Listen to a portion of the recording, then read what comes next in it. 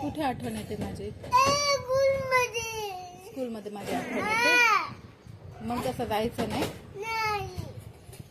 मग तू हुशार कसं होशील?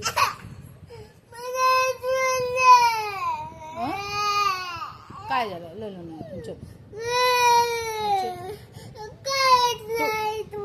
मी स्कूलमध्ये कसं बसू शकते? मी सोडायला येते. तुला सोडून येते पुन्हा घ्यायला येते. तुला स्कूलमध्ये जावं लागतं ना. आवडत नाही. तुला मोठं व्हायचंय की नाही?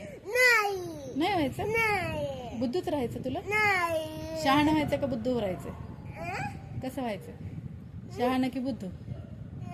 कसं? मग स्कूलमध्ये जावं लागते.